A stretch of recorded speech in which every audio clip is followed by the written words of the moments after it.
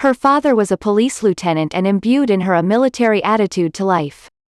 Marlene was known in school for her bedroom eyes, and her first affairs were at this stage in her life. A professor at the school was terminated. She entered the cabaret scene in 1920s Germany, first as a spectator then as a cabaret singer.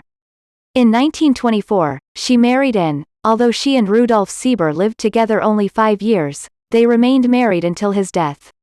She was in over a dozen silent films in increasingly important roles.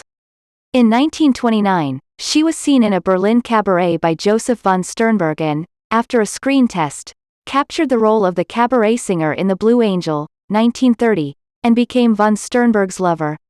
With the success of this film, von Sternberg immediately took her to Hollywood, introducing her to the world in Morocco, 1930, and signing an agreement to produce all her films. A series of successes followed, and Marlene became the highest-paid actress of her time, but her later films in the mid-part of the decade were critical and popular failures. She returned to Europe at the end of the decade, with a series of affairs with former leading men. She had a reputation of romancing her co-stars, as well as other prominent artistic figures.